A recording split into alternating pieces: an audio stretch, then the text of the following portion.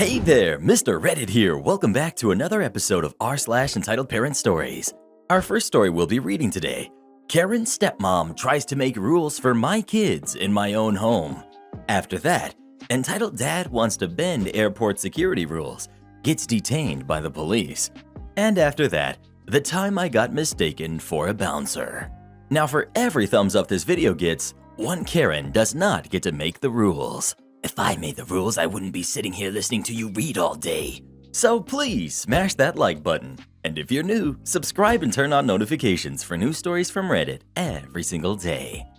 Karen's stepmom tries to make rules for my kids in my own home.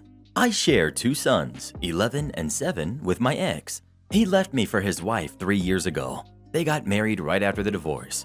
I mention this because there are some tensions present due to this and also due to the fact that my former in-laws and I got along so well and have not been welcoming towards X's new wife. So anyway, X and his wife put the boys in football and a church thing on their time. X actually signed them up for all the time, but neither boys like these activities. X says in his house they must do them. I say fine, but they won't do them with me. X's wife is the one with the biggest issue with my decision. She's very religious and believes that the boys should play sports and attend church. About a week ago, my oldest was picking up a certificate from one of his chosen extracurricular activities, and me, X, and his wife were there, while X's parents and sisters were outside waiting to celebrate. X's wife starts telling the boys that they need to do the church thing that Saturday afternoon, whether they like it or not, which was my parenting time, not X's, and that they need to sign up for some other stuff for football, which also fell on my parenting time. When we go outside, without the boys, they were with X, I told her she did not get to make rules or demands in my home, and she better not do that again the way she did. X's family backs me up and says she's not their parent, etc. She gets super upset at me for doing that around them, and then when X finds out, he tells me that I'm the jerk, and I should have waited and discussed it after. I told him I only care about the boys not hearing, and that he needs to nip that crap in the bud if he doesn't want stuff like that to happen again. She told me I made it even harder for their family to get along now, and I should be ashamed. Am I the jerk? Well, who do you think is the jerk? OP or the new stepmom? Please let us know. New stepmom doesn't get to make the rules in your home. Someone need to put that Karen in check. Entitled Dad wants to bend airport security rules, gets detained by the police. So, if you can't tell from my username, I'm a pilot. Specifically, my job is to fly an air ambulance airplane, and 90% of the time, it's an awesome job. The other 10% is the type of stuff you expect that brings a job down, such as hours, paperwork, new guidelines, and the sad stuff that goes with being in a field related to medicine. Last week, however, was an experience that made me wonder how some people are able to even remotely function in society. I was at an airport in a smaller city that handles both small airline flights as well as private flying, such as flight training and corporate flights. I'm waiting with the aircraft while the flight nurses are at the hospital getting the patient ready for the trip. Part of my duty is making sure the plane is cooled down and ready to go the moment that the ambulance arrives with the patient. As such, I'm out walking around the plane doing checks and just visiting with pilots and the support personnel on their ramp. While out there, this guy pulls up at the chain link fence of the airport about 80 feet away and gets out of his car with his son, who appears to be about 10 or so. He starts yelling at us to come over. Okay, people in aviation are actually pretty friendly for the most part, and the kid hanging on the airport fence is something many of us were in our younger days. Myself and a pilot of a jet parked nearby walked over to the guy and his kid. Big mistake. The guy starts out by saying he was former military and wanted to fly, but his eyes are bad, so he went door gunner in a helicopter. He's saying things and making claims that have my BS flag flying at full staff. Oh well, whatever, we remain cordial and ask the son if he's interested in flying. He is shy, but says he is and wants to fly fighter jets. The other pilot turned out to be a retired A-10 pilot, so he starts chatting up with the kid. The father, therefore, is talking to me. Entitled Dad. So, what do you fly? Me. That air ambulance right over there. Cool. How fast does that go? Me. Average speed is around 250 to 275 miles per hour. Would you be able to give us a ride? We will pay for gas. Me. Sorry, company policy says I can't. Plus, I'm waiting for a patient. Can the other guy take us? Other pilot. No, my jet is privately owned and we only fly the owner and his family. That's BS. Y'all have seats. Just take us for a quick flight. My kid wants to be a pilot. Other pilot. Sorry, we can't. Plus, you have to go through TSA to come onto the ramp, and they will want you to have a pass. I'm not leaving until one of you gives us a ride. At this point, the other pilot and I walk away back to our planes. This guy gets in his car and drives over to the vehicle access gate, remotely manned from inside the building, and basically parks his car in front of it. A TSA agent walks out and tells the guy he needs to leave. Entitled Dad just locks the doors and rolls up the windows. About 5 minutes into this, I get the text that the ambulance has left the hospital and is on the way. Soon after, a police car pulls in behind the guy and starts to question him. Because of all of this, the ambulance had to be let through another gate and then escorted across the airport. I was told that the threat of arrest was enough to get compliance, but the guy still got a trespassing notice, as well as a citation for impeding an emergency vehicle. Wish the kid all the best. With a father like that, he will have a hard road. Speaking of airplanes, when was the last time you went on an airplane, and where did you go? Please let us know. I flew to a Karen convention about a year ago. I haven't been the same since. The time I got mistaken for a bouncer. I moved out really soon after turning 18. Not because I didn't like my parents. I love them, but they raised 4 kids, so they deserved some quiet time at home. I moved from the country to a big city. At first, it was a culture shock, but I adapted to it. A friend of mine working as a security guard/bouncer, he worked at a club in town. It wasn't a total high society thing, but it wasn't all crappy either. One night, my then roommate dragged me partying. I'm not really into clubbing, but what the heck. I went out to have a smoke and to call someone. Smoking wasn't allowed inside. My bouncer buddy saw me, and then I chilled with him, smoked and had a chat. He then went away to go to the bathroom, so I lit my second cigarette and tried to make my call. I was approached by what seemed to be a mother-daughter duo, or maybe aunt and niece, I don't know. But the girl was maybe like 18 or 19, and the woman was in her early to mid-40s. Both were clothed not very nicely, and especially the older woman screamed midlife crisis. Middle crisis lady. Hey, excuse me? She waves her hands to get my attention. Me. Huh? I slipped my phone in my pocket. So, we waited at least half an hour. No crap, we were waiting 45 minutes. Me. So? Her. So, maybe you could bring us in. Oh, I got it. She mistook me for a bouncer. Okay. The bouncers were in black jackets with security written in big white, reflecting letters on the back of the jacket and in little on the right side of the chest. And they had one of those earplugs for a radio in their ears so that they can be called if they need it inside. I was in a black bomber jacket, an AC/DC shirt, black pants, and a pair of combat boots. Me. I think this is a misunderstanding. Oh, no, there isn't. Sure, you can let us skip the line, but what if you just look the other way? She started touching my jacket, and I guess trying to be flirty. Sorry, not my thing. And we slip in? We just want to do clubbing, and I bet you need some ladies in there. She then slipped a banknote in my pocket. Younger Karen. Look, clubs need some girls, so guys buy drinks, right? Me. Sorry, I'm not working here. Older lady. Oh, come on. I know a bouncer when I see one. I'm long enough in the clubbing scene. I know you're afraid of what your boss might say. I was 21. Yeah.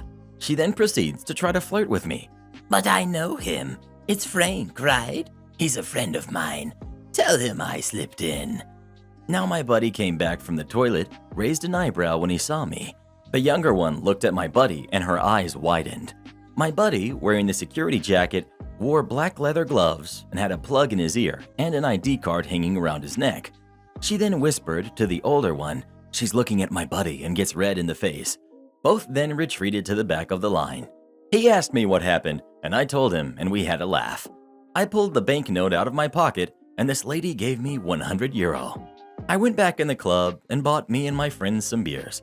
Thanks for beers and my groceries the next day. You're too slow. For context, I, undergrad student who commutes to uni, have been studying at home since March 2020 due to lockdown, and subsequently uni shutting all the campuses down. Because of this, we haven't had access to the uni library. A lot of the books and journals we needed were behind paywalls online, and some primary documents that aren't online at all. Fast forward to a few weeks before this year's final exams. Uni sends out email saying the library is now open again and has bookable study space. I book a space so I can access the resources again to study for my exams. Get into uni, no problem. Sit down and begin to study. But after 10 minutes, librarian walks in and comes over to me. What are you doing here? I booked a study space for today. These spaces are only for people who need them. Look around the completely empty library and ask to be allowed to stay, seeming as no one else is there. Librarian says I have to leave in 20 minutes. Go back a few days later, but only to borrow some books to study at home instead. As I'm going to the relevant shelves to collect my books, librarian approaches me again. What are you doing? Collecting some books to borrow? I told you you're not allowed to be here. Begins to rant about how I'm at risk of getting sick, while being right in my face, etc. I try to explain that we were told we are allowed to come and borrow books again for our exams, even show the email on my phone, and that I'm following all of the regulations. Mask, distancing, even had a quick PCR test the day before. Also note that the library is empty again, and there's nobody on the entire campus apart from the receptionist, library, and a couple of chemistry students. Not good enough for librarian, however, who tells me that I'm too slow, and that unless I run in, grab the books, and get out, I shouldn't come back to the library. Cue malicious compliance. Put some joggers on, lace up my trainers, and make my way to uni to return books after my exams. Scan my ID, walk past the receptionist, put my bag down, and take books out. 3, 2, 1, go. Dash through the corridors. Half the lights are off because no one is on campus anymore. Up the stairs, swing the library doors open, and start weaving in between the shelves. Librarian yells, "Hey!" But I don't turn to look. Get to the corner, sling the books in the return bin, and bolt back out before the librarian even gets up from behind the desk. Make my way back downstairs, grab my bag, walk calmly past the receptionist, wishing them a nice day, and leave campus. Apparently, the librarian went ballistic and filed a bunch of complaints, but surprisingly, nothing came back to me.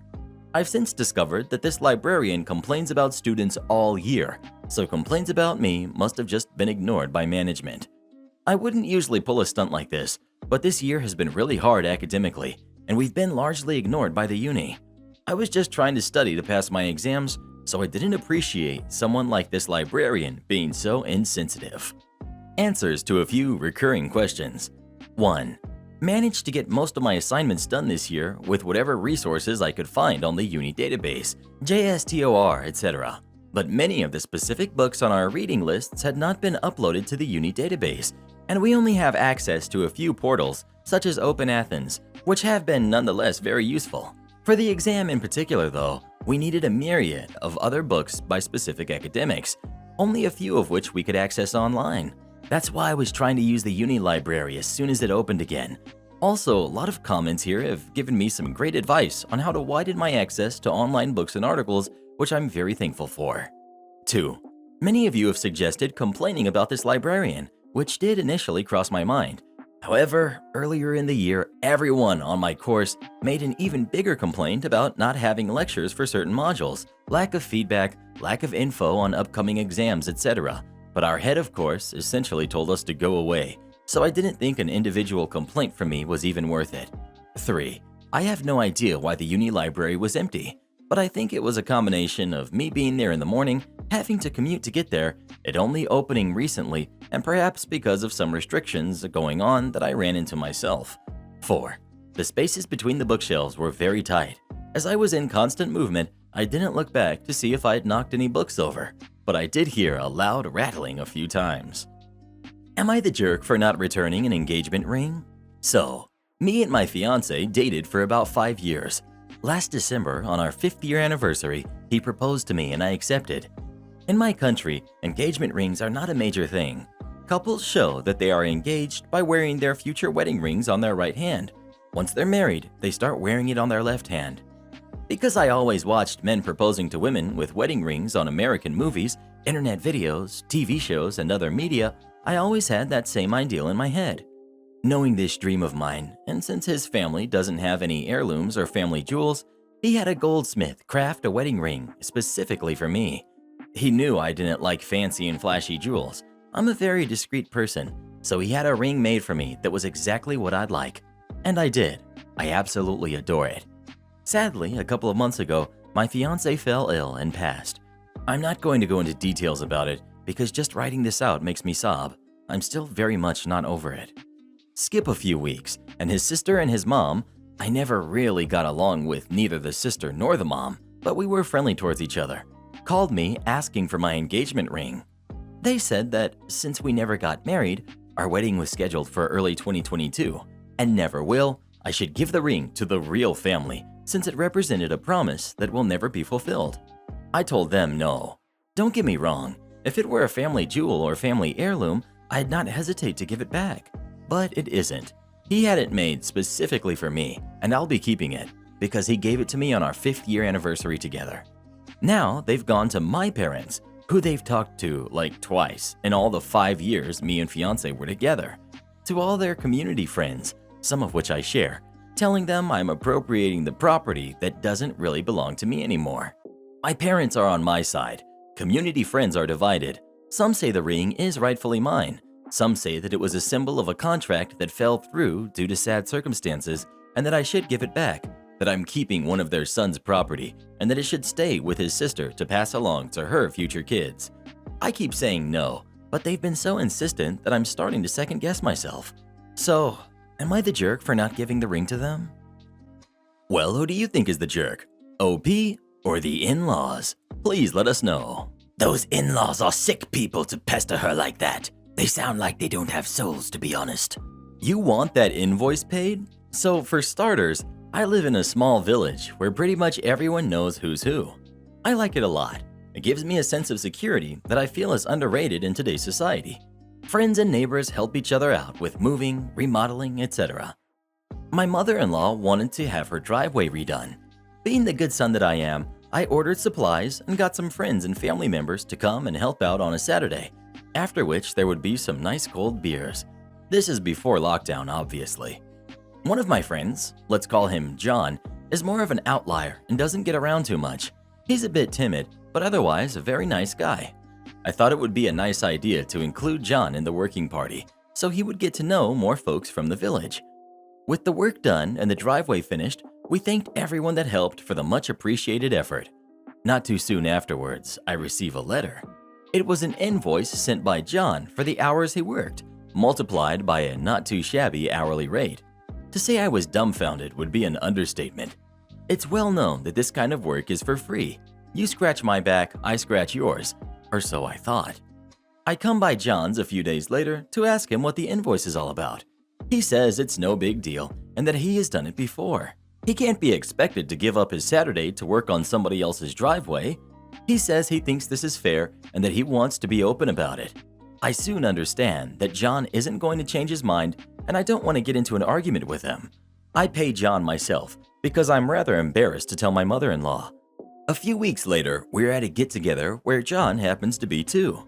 A friend who had also helped says he's thinking of redoing his driveway as well and asks what the costs were.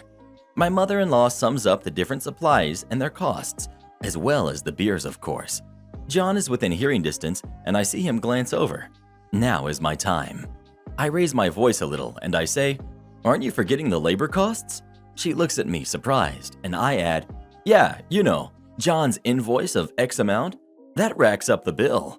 An uncomfortable silence descends upon the party as people frown and look at me and John, whose stature shrivels under the weight of those looks. Suffice to say, John had some explaining to do, but he didn't look so sure anymore. He wanted to be open about it, right? Under the circumstances, I must say the invoice was money well spent, although I lost a friend that day. Edit. A. In the end though, it's all a big misunderstanding which I tried to clear out by speaking to John about it, at which point I explained the point of scratching each other's back to him, especially in a town like ours. But then he persevered and doubled down and I decided to act in the manner I described. B. John was not new to town, just new to my group of friends and family. See, John is not a contractor, but he has useful do-it-yourself experience. Parking brake. One of the reasons my marriage works is that my husband and I have very similar opinions most of the time. One of the notable exceptions to this is the parking brake. When I learned to drive, I was taught to use the parking brake every time I parked. Once I got my license, I learned that not everyone actually does that. I made a conscious decision to continue to use the parking brake for every park. It's better to use it when it's not needed than to forget it when it is needed. Also, building the habit of taking the brake on and off means I'm less likely to end up driving around with the parking brake on and eventually needing an expensive repair. My husband only uses the parking brake when he parks on a very steep hill. Parked on any hill, he turns the steering wheel so that if the car rolls, it will roll into the curb. He actually does what a lot of people do, including my driving instructor. He turns the wheel, then lets the car roll until it's touching the curb. He claims this is extra safe. I don't think it's any safer than just turning the wheel. Tires are expensive, and it's unnecessary to put wear and tear on them to leave them smashed up against a curb. We've come to an agree to disagree about the parking brake. He sometimes grumbles a little when he drives a car that I drove earlier and has to remember to take the brake off, but it's not really any kind of a big deal. Well, my stepdaughter learned to drive. Her dad has been the main driving instructor, but with his blessing, because I'm not her actual parent, I've done some driving instruction too. The first time the emergency brake came up, we explained that her dad and I had different habits about how we use the parking brake. We told her that for simplicity, while she was learning, she should do it Dad's way. But when she's out driving on her own, she'll eventually develop her own habits. This was about a year ago. Today, my stepdaughter drove, and it was the first time she parked on a hill by a curb. It was a slight hill, but definitely a hill. She parked by the curb and asked if she should use the parking brake.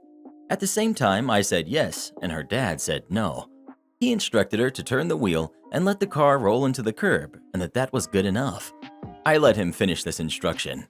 When we got out, though, I said that I prefer to use the emergency brake and not press the tires against the curb.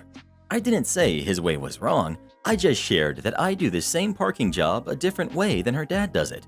This is a normal thing we've done throughout her learning to drive. Well, I don't know. My husband must have gotten up on the wrong side of bed because he got a little salty and said, Maybe you should read the driver's manual and see what it says about parking. I was a little annoyed, but I was going to let it drop. However, once we got where we were headed and I had a minute, I thought I should do just that. We currently live in a different state than the one I learned to drive in, and I've never read the driver manual for this state. I have no idea what the laws or suggestions about parking brakes are. So I pulled up the state manual on my phone and looked at the section on parking. Boom, right at the top. You should use your parking brake every time you park. In the section on hill parking, it says to turn the wheel, but doesn't say to roll your car until the tire is up against the curb. I showed this to my stepdaughter, and she found it hysterical, especially since her dad did learn to drive in this state, from his dad, who was a retired cop, although he also rarely uses his parking brake. My husband just rolled his eyes at me. I went on to tell my stepdaughter that the most important thing is to secure her car in some way when she parks on a hill. Her dad and I are both good drivers, and as she gets more experience, she'll figure out the things that make the most sense to her. Well, what about you? Do you use the parking brake every time you park or not? Please let us know. I always do. One's usage of the parking brake directly correlates to their level of intelligence. Girl who's never spoken to me asks for answers to our final. This happened last semester. Out of nowhere, I got a message on Canvas from a girl in my class while I'm out and about. I don't recognize her, just the name, but I figure it's just her asking about homework or something. No big deal, I'd check it later. So I get home and open it up. She said, Hey, have you taken the exam yet? And then, in the hour that I didn't reply, she sent the question mark. I messaged her back and said that I had. She replies almost instantly, saying that she's stressed and that she wants my help with it. Now, I'm definitely towards the top of all my classes, but I didn't talk in the Zoom meeting and I don't know this girl, so I have no clue why she was asking me for help. But whatever, help a girl out, you know? I messaged back that it's not graded yet and I can't see the questions anymore, but that it was all stuff from the notes and that it's open book. And I said that she'd have time to look up her answers first. That's what I did. She then asks if I can FaceTime her while she takes it so I can just give her the answers. Again, please keep in mind that she's sending these on a school platform. I have terrible anxiety, so FaceTiming anyone is out of the question, especially to help a girl I don't know cheat on a test. I was away from my phone when she sent that reply, and by the time I checked, there was no way she was getting my help. Every hour I didn't answer her, she sent me a follow-up question mark message, totaling in a 3 or 4 question marks. I'd bet she was putting in more work to get me to help her than she was putting into studying. I didn't reply after that. I found out later that she was a college basketball player, so that explains some of the entitlement. Edit. Our final was available for a week.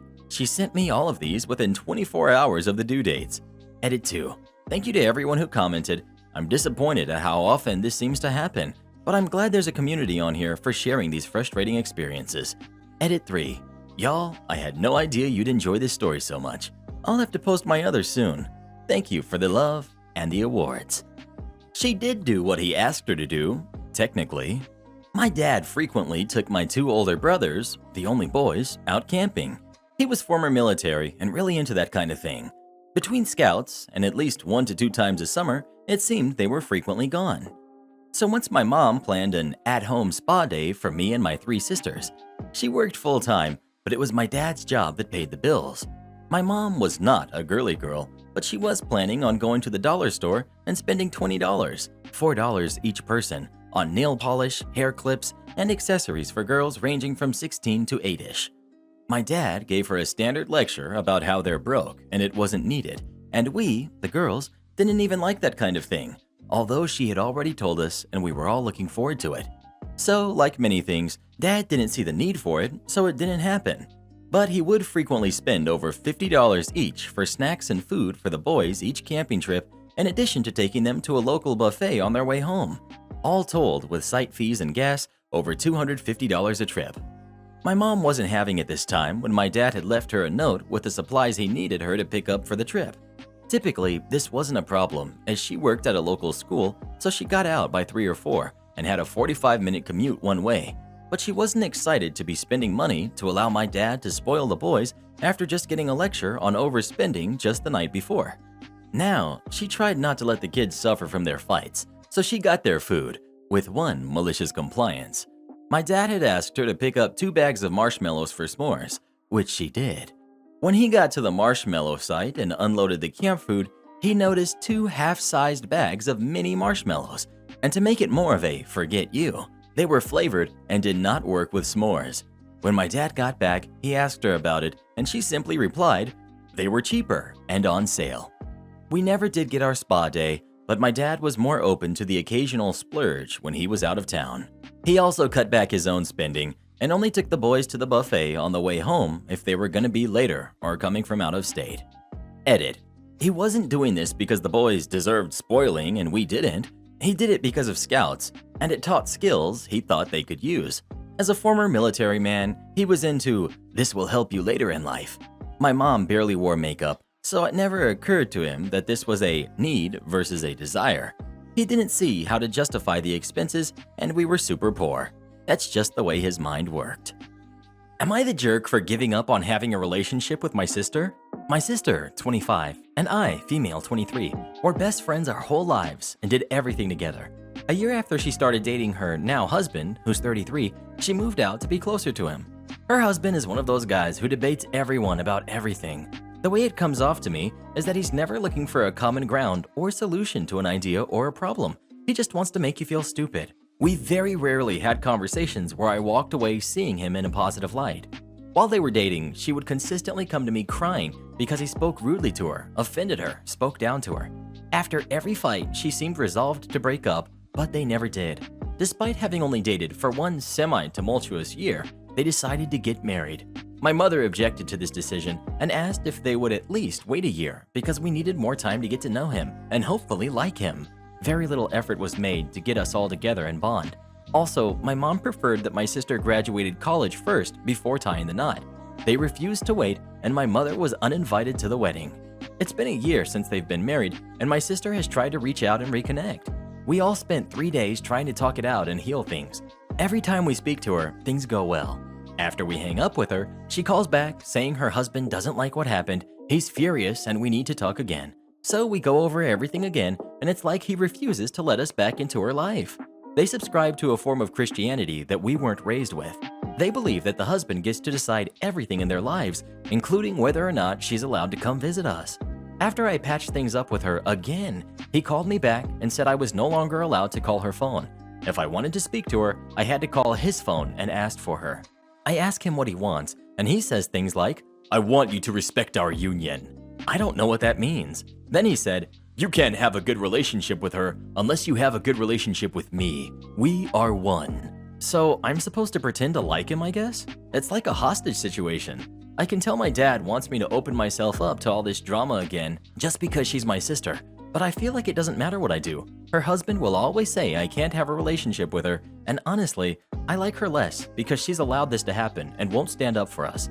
Am I the jerk? Edit. I forgot to clarify that in our last 2 conversations, I told her that I care about her and that she can contact me whenever she needs to get away from him. Please watch this video next. You won't believe what happens. Or to have us make a video for you, visit our Fiverr page. Link pinned in the comments below.